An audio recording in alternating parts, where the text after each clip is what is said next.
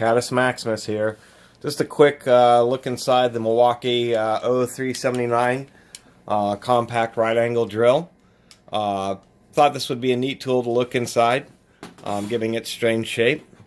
It uses Torx T20 fasteners, and we've got 9 of them, 3 in the back, 3 in the middle, and 3 around the head. Pretty quick to take these guys out.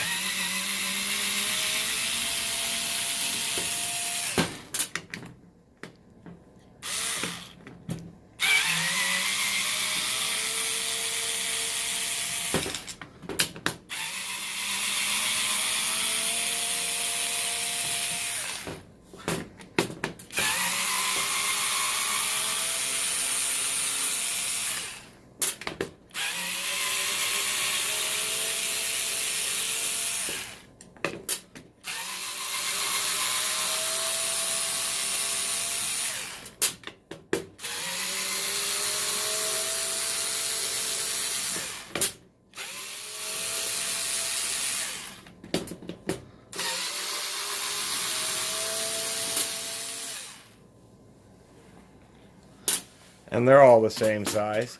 Makes it pretty easy to deal with. Here we are. Small little button head screws.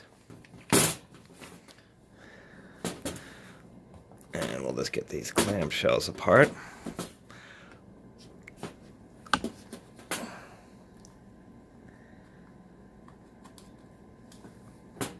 It's a little funky getting these clamshells back together.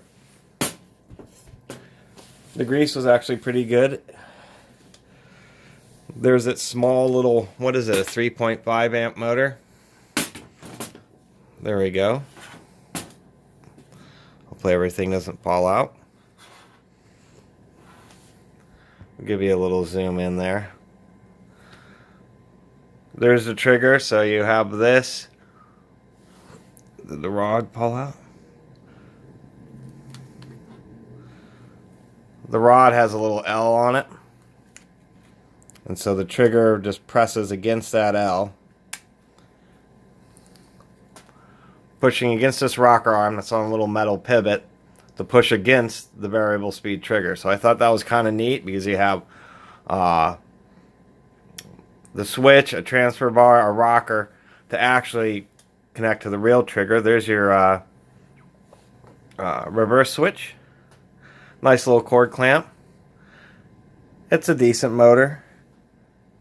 They did varnish the field windings. It's not as good as many motors, but it does have epoxy around the wires down there, so it's not too bad. Holding true to most Milwaukee tools, I'll have to say they really do try to put rolling bearings, and in this one it's all ball bearings, as you can see, and all helical cut gears. And so you have a double reduction, and see, that's how it steps up through the neck. It uses the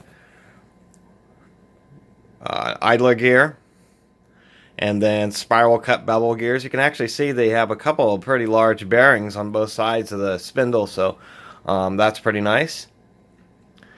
Other than that, this was just a quick look inside, and on these clamshell tools, it's pretty easy to service them and inspect them. And it's always cool to look at the gears and stuff. Well, thanks for watching. Catus Maximus out. Please subscribe.